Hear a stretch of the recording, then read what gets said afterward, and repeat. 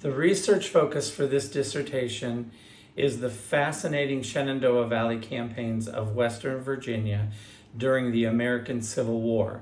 The research question is, why did the Confederate military leadership recognize the value of the Shenandoah Valley more so than did the Union leadership?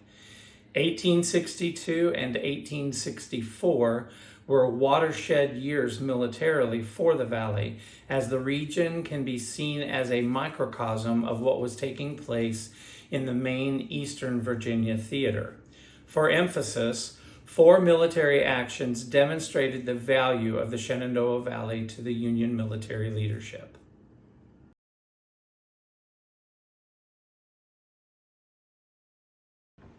From the beginning of hostilities on April 12, 1861 until early 1862, the Shenandoah Valley was relatively quiet, even though action occurred both to the east and west. In the 2002 Quarterly Journal of Military History, authors Warren Wilkinson and Stephen E. Woodworth described in their article entitled "Calm Before the Storm" that Lieutenant John Calvin Reed of Company I, 8th Georgia Infantry Regiment, referred to his time in Winchester, Virginia, located in the lower Shenandoah Valley, as halcyon days.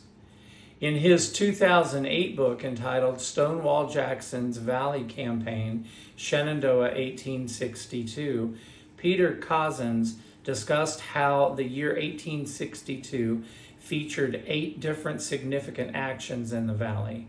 Confederate Major General Thomas Stonewall Jackson achieved victory in 7 of those 8 actions.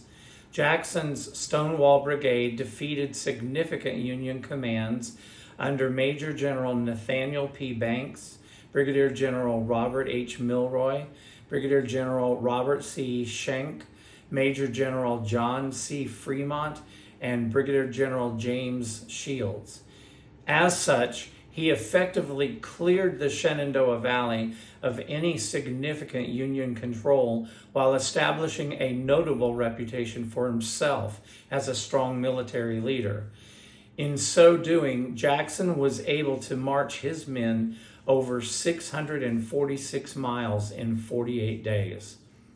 Benjamin Franklin Cooling's 2007 book entitled Counterthrust: From the Peninsula to the Antietam explored how, in the fall of '62, Lee used the lower Shenandoah Valley as a route to invade the Union-controlled area of western Maryland. In September, after Jackson captured Harper's Ferry, the Confederate Army of Northern Virginia engaged the Union Army of the Potomac under the command of George McClellan in the Battle of Antietam. The battle ended tactically as a stalemate, although the conventions of the day declared it a Union victory because Lee left the field first. The strategic result of the battle was a collective scratching of the head by the Union upper echelon to figure out how Lee ended up in western Maryland.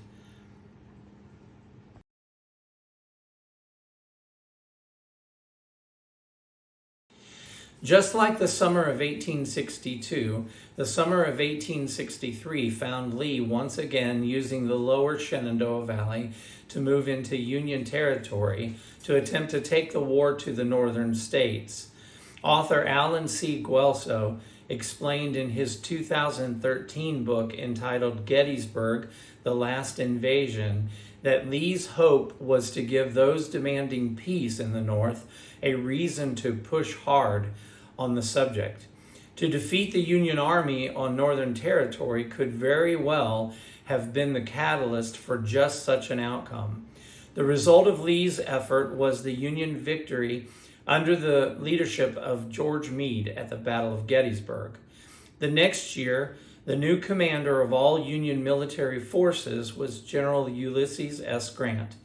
According to Mark Grimsley in his 2002 book entitled And Keep Moving On, the Virginia Campaign, May to June 1864, the Shenandoah Valley was identified and prioritized as an essential theater of the war to be closed off for use by the Confederacy.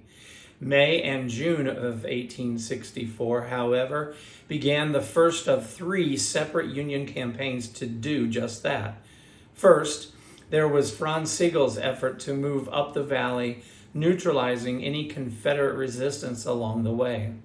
His army was defeated by John C. Breckinridge at the Battle of Newmarket, known best for the use of the VMI cadets in the Confederate attack. Second, after Sigel was removed from command, Major General David Hunter launched a successful attack through the valley, which resulted in the capture of Staunton and Lexington in Virginia, west of Richmond. Hunter was repulsed by Confederate General Early at Lynchburg, causing Hunter to retire back into West Virginia.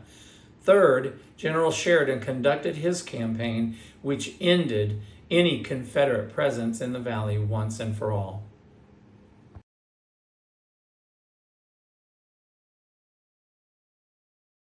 The result of the successful Union campaign removing all Confederate presence in the Shenandoah Valley in 1864 and 1865 was to accomplish 2 essential missions. First, the valley was eliminated as a route for the Confederate Army to move into Union territory. Second, the flow of food and other supplies provided by the valley to the Confederacy was stopped once and for all.